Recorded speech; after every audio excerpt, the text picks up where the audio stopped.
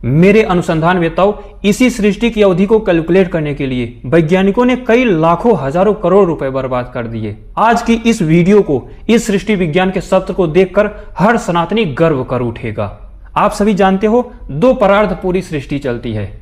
पर कहते हैं इस समूचे ब्रह्मांड को जब से बनना शुरू हुआ और जब नष्ट होगा, इसको पर कहते हैं। लेकिन इसी पर को दो विभागों में बांट दें तो परार्ध हो जाता है, उस पर का आधा आधा। आइए कैलकुलेट करते हैं। जो सतयुग होता है 4000 दिव्य वर्षों का होता है और उसकी संध्या और संध्यांश मिलाकर 4800 दिव्य वर्षों का एक सतयुग होता है। इसी प्रकार 3000 और उसके 300 संध्या संध्यांश को मिलाकर त्रेता युग होता है। ठीक इसी प्रकार द्वापर युग 2000 और 200 यानी 2400 देव वर्षों का द्वापर युग होता है।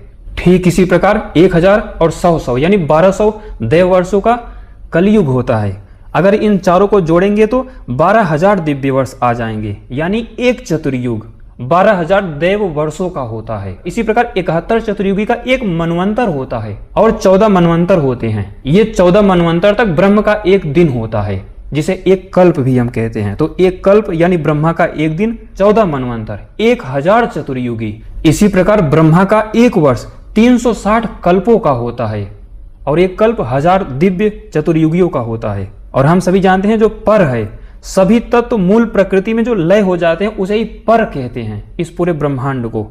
अब आइए कैलकुलेशन को आगे बढ़ाते हैं। हम सभी जानते हैं इस समय तक ब्रह्म का एक परार्ध बीत चुका है। अगर हम सभी कैलकुलेट करें तो ब्रह्म के 50वें वर्ष यानी एक परार्ध में 50 गुणे 360 यानी 50 वर्ष, और एक वर्ष में 360 कल्प होता है ब्रह्म के। तो 50 गुणे 360, और इसे अगर हम अपने वर्षों में बदलें तो 4 अरब 32 करोड़ से गुणा करेंगे तो आ जाएगा 155 खरब 520 अरब वर्ष, यानी 1,55,520 अरब वर्ष।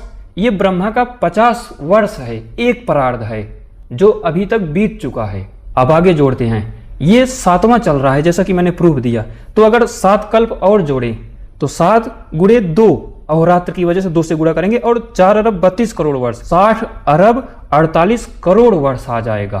तो 8वां वराह कल्प चल रहा है। हम सभी जानते हैं 1 अरब 96 करोड़ 8,53,127वां वर्ष चल रहा है।